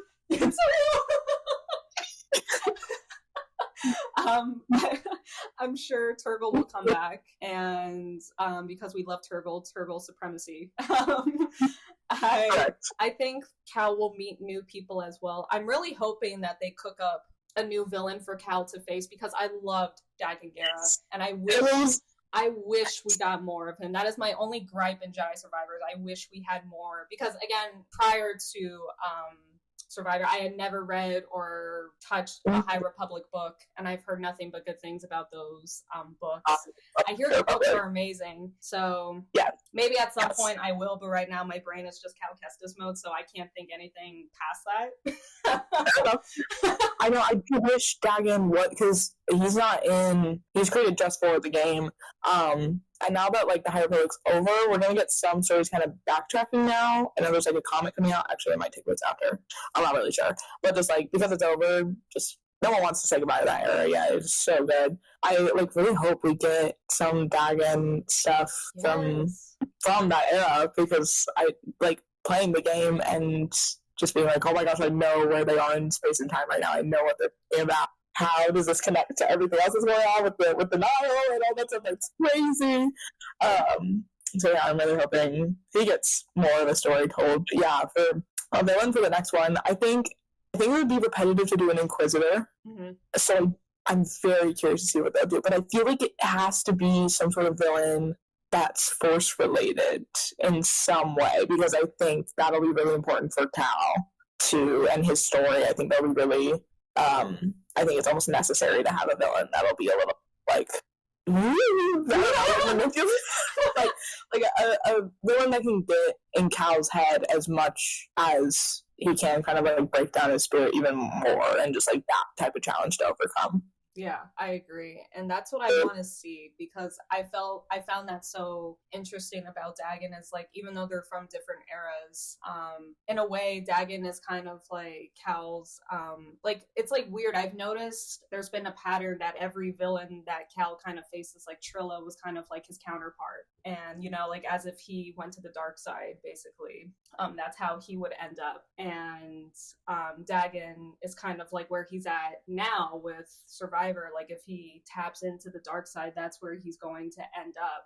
And he hints at that throughout the game. Like, I don't want to end up like him. I don't want to get in that same mindset. So I agree. I think for the next villain, it would have to be someone a little bit more powerful and can get in his head just as much as these other characters have, to the point where he breaks. And in that moment when he does break, is he going to... I would love it if they would give you an option, kind of like in the Old Republic games, how you can kind of choose your path. That if you can choose, and maybe you get alternative endings for the game, that yes, you're going to cave into the dark side and just go full guns blazing, or you're going to fight this and choose the light side path. I don't think they'll do that. Obviously, I think they're going to have a set path, but I think it would be so cool if they did something like that.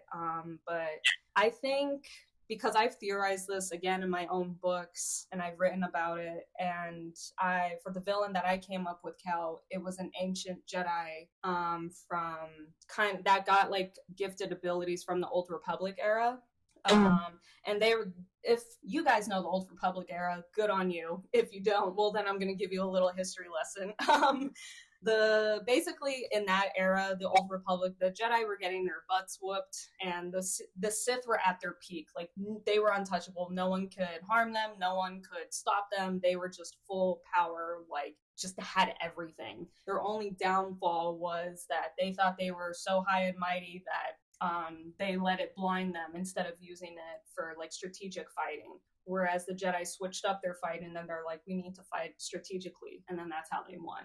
So I feel like it would have to be someone almost to that extent, because everyone that Cal has faced has had some kind of a stronger power than him to an extent. The only way he's been able to win is get in their heads and to like an Uno reverse card in a sense, and kind of go, no, like, you need to look at yourself in the mirror for a second, dude. Like, you're the one who's in the wrong, not me. So it'll be interesting for sure. And I don't know. I teeter back and forth on this again too, with Cal facing Vader. Fans want it, and it's like, I want it too, but I don't want him to fight. I would like it more if Vader was kind of observing, like kind of tracking where Cal is at, because if he fights Vader, that's a death sentence. We know he's gonna die, and if he does die, okay, I want him to go out like a G, but I'm sure if they did it that way, they would make it satisfying for us, but I don't want to see Cal just go out like that, because it's like, oh no, well, Luke's the one who's supposed to save him and revive him. And it's like, okay, yes, I get it. We don't want these stories to contradict,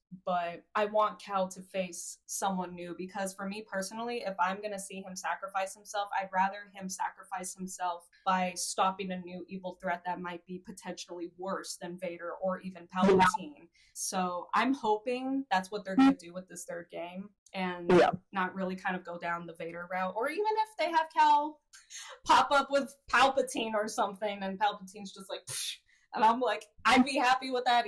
I'd be fine with that. But I really want Cal to go down against a new villain, and if he makes a sacrifice, he stops that threat by sacrificing his own life. But he's not gonna sacrifice himself, guys. He's gonna survive. He's not the big baddie. Lose people along the way, but him and Marin will live happily ever after on Tanalorr. He's the Jedi survivor, obviously. That's his job. It's in the name. That's what he does. I think I'd be fine if Vader was involved, but like in the story again. But I think minimally, I think, like you said, I think it's cool if he's like observing, but I don't want him to like jump in. I think at this point he's starting to get really busy. I think at this point, Palpatine's starting to get more comfortable letting him out of the cage, not entirely yet, but getting there. That I feel like also, everything with Cal has to be kind of also kind of quiet in the scale of the galaxy. He can't ruffle too many feathers because, lore, I guess. Crazy to think that Solo Star Wars story takes place like just before Jedi Survivor. So weird. Like, Because that's 9 years after 66. Oh snap! I'm just putting that. And Solo and Kenobi take place at the same time. I think my brain just imploded. I love that. My brain just imploded because there's okay, guys. Listen, we're diehard Star Wars nerds, but there's only so much we can memorize and know off the top of our heads. So, wow.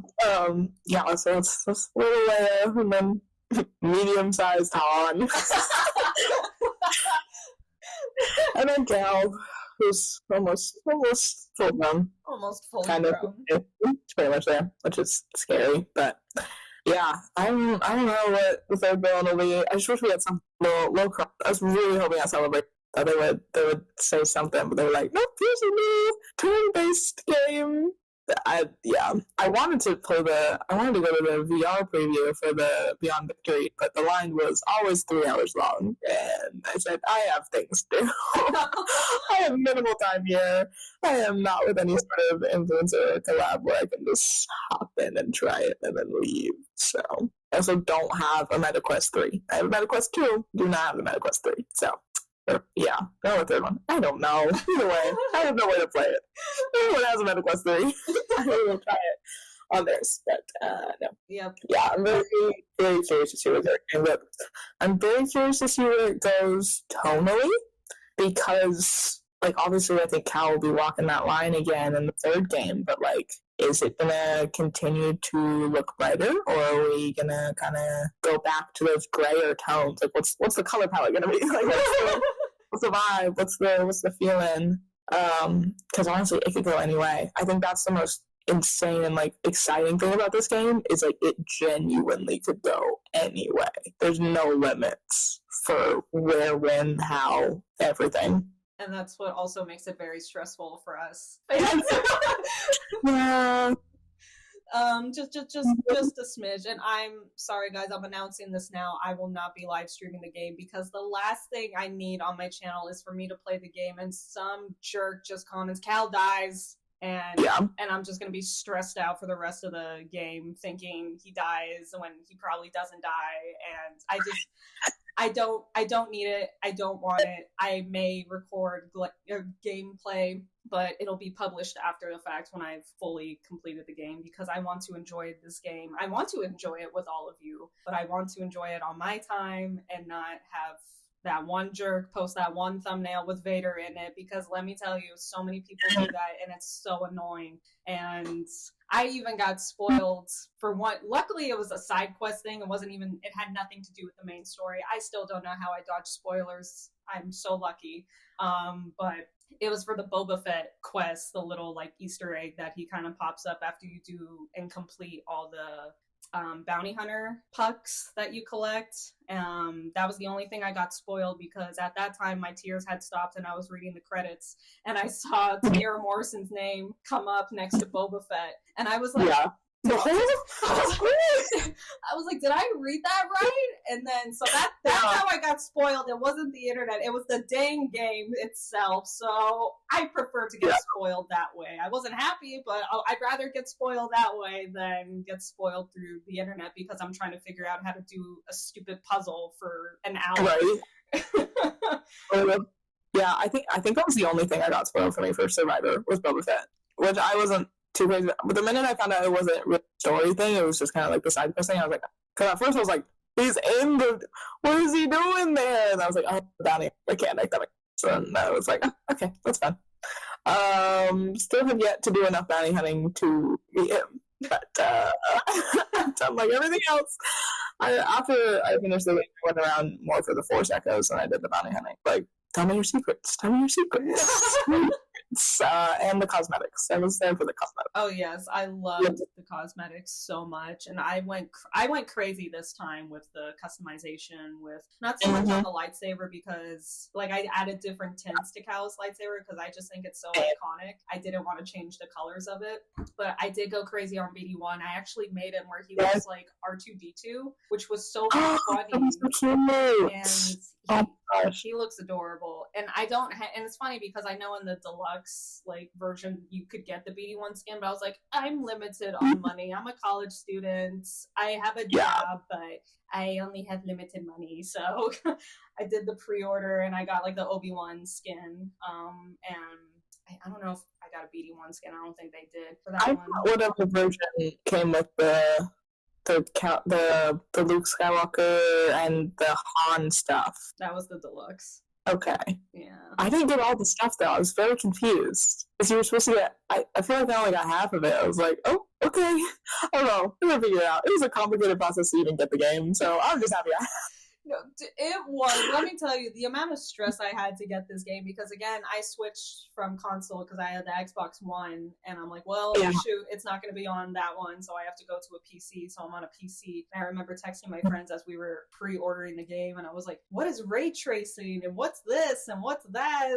Like, just like, is this important? Can I turn this on? Can I turn this off? And then he's like, well, if you want the game to break and this and that, like, blah, blah, blah. Like, it was just such a whole process, and I just remember being so stressed if the game was even going to work. I'm like, I paid money. I hope it loads up and I hope it's going to work, because luckily on Steam, you got like early access to it. So I was excited. I was super excited because I'm like, I'm going to get to play it first before all my friends, but I hope it works. And I remember when the time limit went up for it, it was like an hour of it just downloading extra content. And I was texting my friend Max, and I was so stressed because I'm like, Max, it's not working. Like, the game's not loading. It's still downloading stuff. What more could it need? And he's like, Sarah, calm down. Like, it probably just needs to add like the extra rendering and stuff or whatever it needs. And then like a half hour later, it booted up and the game was like the music started playing and the logo was coming up. And I was like, it's working.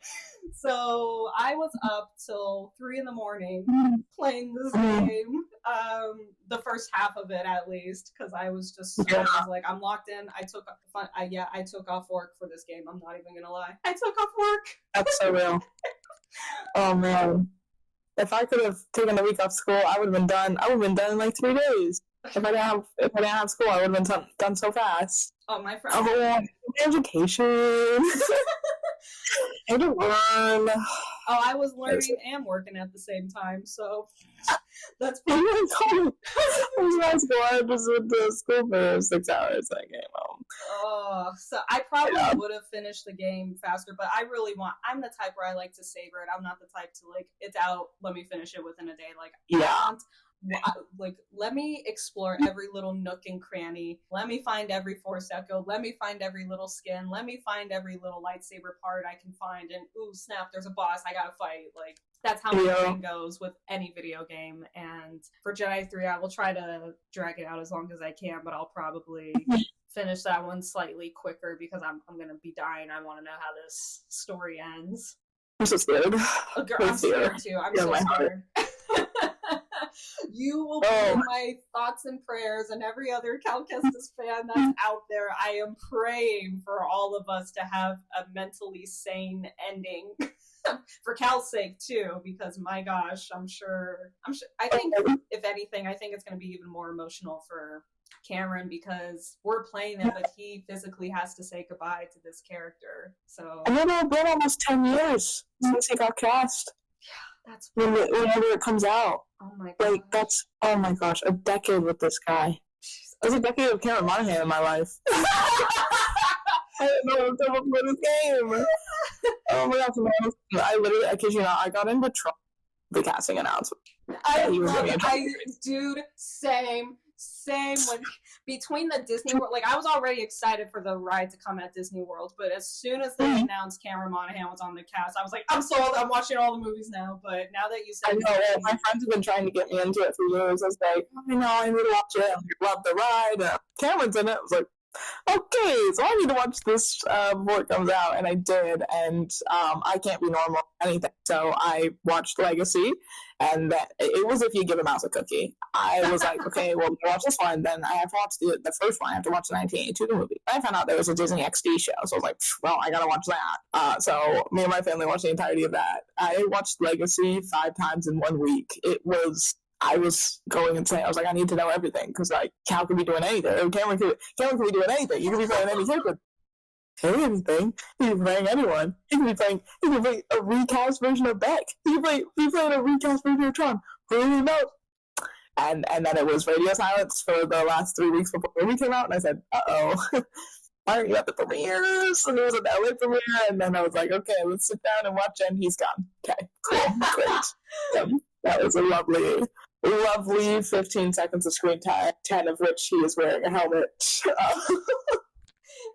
Fighting was good. The fighting was so good. So proud of him. Yeah. Yeah, it's so annoying because he's such an underrated actor and he really does deserve all the recognition he can possibly get, because I've heard nothing but positive reviews of his performance in the Gotham series. I have yet to watch it, and I apologize for not watching it, Cameron. I'm sorry. You really captivated me as Cal Kestis. But I have seen him in other stuff too. Like he was in a Disney movie, Prom, which I actually, funny story. I actually bought a movie ticket for that movie, not knowing he was in it at the time. I saw him in trailers or whatever, and I was like, "Oh, isn't that one kid?" And then I actually snuck into a different theater to see Scream 4 at that time. So because that's what my friends and I actually went for, was to see Scream 4, not Prom with Cameron Monaghan. And now I look back at 13-year-old Sarah and I'm like, what is wrong with you? You should have. I like, you wanted trauma instead of quality. It was filmography, and she was like, "What's he even did it?" And I was like, "These things." And she was like, "Wow, he's done a lot. Like he's done so much." Obviously, Shameless, one of his biggest roles. But that's what people know him from. Like, oh yeah, Cameron. They're like, Ian Gallagher. I'm like, yep, that's the one. Yeah, just but just like his performance in that show is amazing, and just like he's such a brilliant actor, and it's just like, please, more people cast him and things. I'm like, Disney, what are you doing? Like, come on. Right there. I know. I was like, who needs Jared Leto? You've got Cameron Monaghan right there. Like, young, up-and-coming, unproblematic actor. Thank you. He's ready. He's ready. He's locked in. Like, I knew he wasn't going to be in it that much when I read one of the comments on his Instagram when he posted Tron, and everyone was saying, so excited to see you. And he replied back to the fan. He said, don't get too excited. I'm like, uh-oh. Devastating. Oh, bless his heart. Oh, yeah. It's like close our heads up. Yeah. Sorry, Tron Aries fans, if y'all went to go for Cameron. Well, I hope we just saved you $20 on a ticket.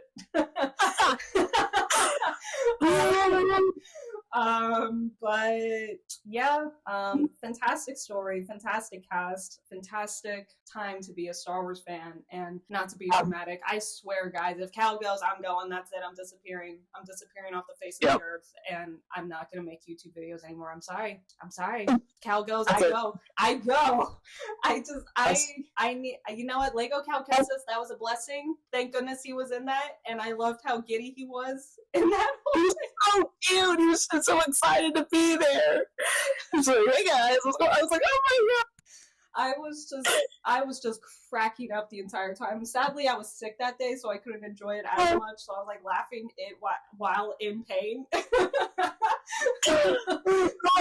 But it got me through the sick time. So yeah, I'm like, come on, if Lego Cal Kestis made it, live action Cal Kestis can make it. So it's gonna happen, guys. What do you think, if you had to nail down what is your favorite thing about the games? What's your favorite aspect of playing these games? Oh man, everything. Can I just have a checkbox? Everything. No, for me personally, I think it's the fluidity of the combat, and I truly just feel like a Jedi wielding that saber. I know I'm not physically there and I'm just button mashing for 3 hours, but I love exploring. I love customization. I love all that, but I love the combat. If the story's great and the gameplay's amazing, that's just a solid 10 out of 10 game for me right there. But I love the interactions and I love going through the Force Echoes. I'm the same way. I read through the data banks and what he's witnessing, what he's reading. I'm probably the only person on this planet who sat through every single Force Echo and read every single one, collected everything. I've 100% of the game. I've 100% of both games. So I think it's the combat for me personally. It's just, I mean, I know there's a million games that are like similar to it, but there's nothing better than just having a lightsaber in your hand and slicing droids, slicing space animals, and just feeling so cool and powerful. And yeah, just the story is, if I haven't preached it enough already, just I love it. But yeah, probably the combat, if I had to number it down to one thing, is the combat and exploring for sure. Yeah. I love the world building and I love the music. I'm obsessed with the music. Not just the score, but I love, as a chronic music listener, as a musicaholic, I cannot live without it. I love Cal Kestis. He's so real for that. He's like, I need my headphones. And that's the thing ever. I love when Star Wars has music in it, like in universe, because I love to live like in Star Wars. I think that's so fun. That's what's great about being so close to that too. Is I'm like, oh, yep, visiting planet today, going on planet, and just like that. And I love shout out to Vanessa. Yes, that song. Oh my gosh. Oh my gosh, it's so good. But just like stuff like that, and with Cal like listening to that, I think that's so interesting. I think that really adds an aspect to its character that I love, and just like the details. I think my favorite part of playing these games is just all the details. Yes, with everything between the world building to the characters to the designs of things is just incredible.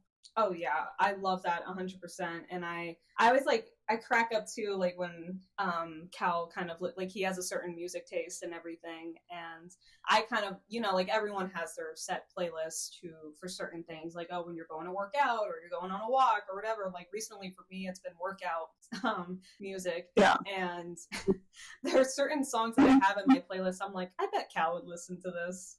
I bet he would listen to this. But I agree. I think the score for both games are severely underrated and not enough people talk about it. I can't tell you how many times when I've listened to those albums religiously, especially when I was working on my books and I needed some like background music to get me into the mindset and headspace of Cal and the characters I was writing about.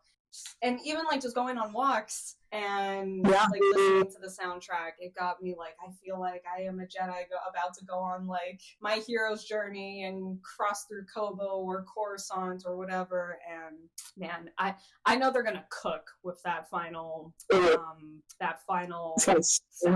It's gonna be amazing. And funny enough, that same music composer did the music for the new Indiana Jones game that just came out in Christmas. And I'm like, I was like, why does this sound so good? And then I saw it was him, and I'm like, no way!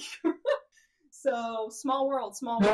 Yes. Yeah, because it was, I don't, yeah, because Gordy had helped, and Gordy also did Squadrons. He did a Star Wars Squadrons game. Is that what it's called? Yeah, Star Wars Squadrons. Yes. Yes. So I love putting on the video game soundtrack when I'm reading. Especially when I'm reading Star Wars books, mainly when I'm reading Star Wars books. Just because they're so good. They're so ambient, but also like so, I love them. Oh yeah, they just truly immerse you into the world. And even like if you're outside, like if you're not watching the movie or reading the book or watching the show or, you know, playing the game, essentially, it's like just hearing those little notes, you're sucked back into that world, even if you're not, like, it's not physically in your face and you're outside, like, with clouds and everything and the sun. It's like, no, you still feel like you're in that world, and you feel like, oh yeah, like, I'm on Kobo, I'm on Naboo, I'm here, like, I'm on Tatooine, I'm Luke, and the power of music, man, the power of just storytelling, writing in general. And I feel like that's why I'm so picky now with storytelling these days. It's so hard for me to get attached. Well, not get attached, but I feel like I can get easily attached to a lot of things. But I feel like it's hard to move me in a certain way, the way these games have over the last couple of years. And that's why I praise so many different stories and so many different stuff that I've recently discovered or have grown up with. And I feel like just Fallen Order is just something truly special, and the Cal Kestis series is something truly special, and Cal just means so much to me as a Star Wars character, and I respect Cameron so much for putting his heart and soul into this, and I would love to just shake his hand in person one day and just give him a big hug and thank him for everything that he has done, because these games have, it sounds so cheesy, but it's the truth, it truly has changed my life and made the biggest positive impact on my life that I could have ever asked for, and it's allowed me to express myself and express my creativity in ways that I didn't even know I had within me, because these stories gave me the courage to take a leap of faith, and Cal gave me the courage to really just, go, just ride the wave and go for it, even if you're uncertain of the unknown. Just trust your gut, trust in the Force, because the Force is real, it surrounds us, it binds us together, and it's the truth. It's just the absolute truth, and I just hope if he goes out like a true boss. Oh yes, yeah, I am so grateful for these games, and just, I love anything Star Wars. Honestly, you put Star Wars in front of me, I'm like, yay, but just as someone who loves being immersed in a world and getting into characters' brains, I've been so grateful for these stories, just again their detail and their story, but also just like the hope that they hold, and just like the light, like they are tackling a very dark time in the galaxy. And I'm so grateful for the entire Mantis crew. I love them all. Love the Mantis so much. It's such a cool ship. Guys, make that Lego set. Make a Lego set.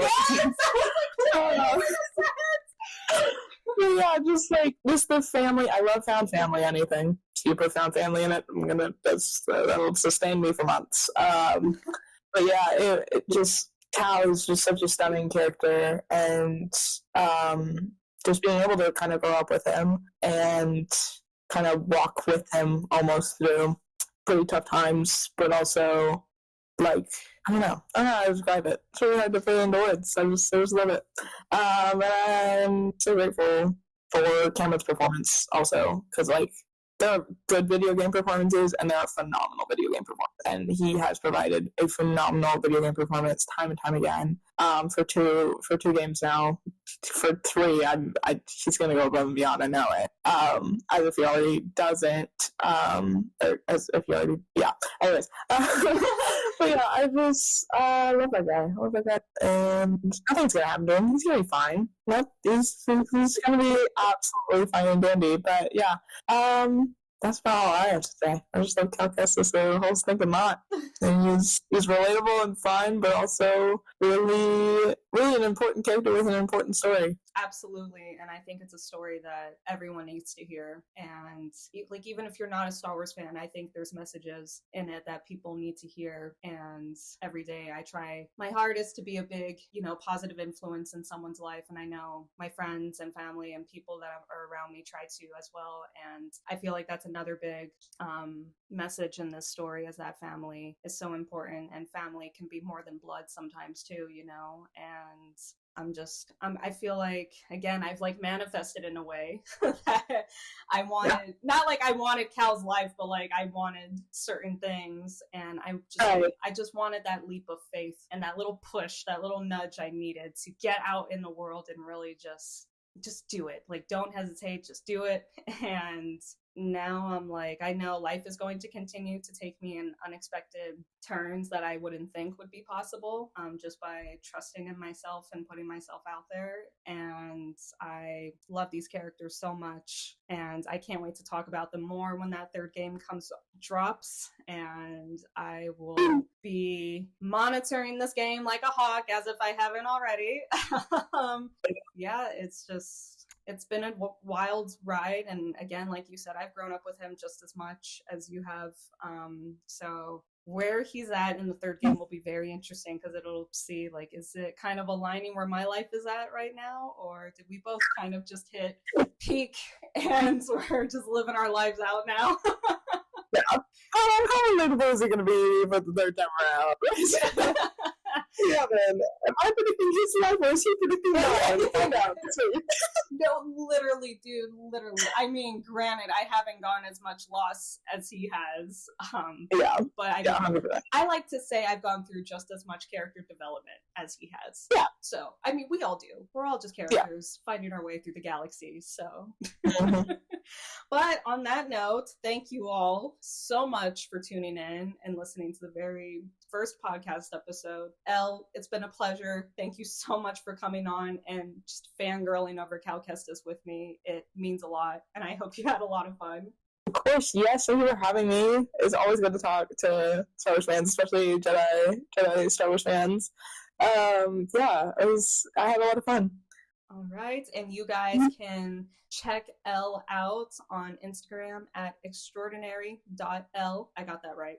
Yeah, that's it. Okay, cool. Just double checking. Go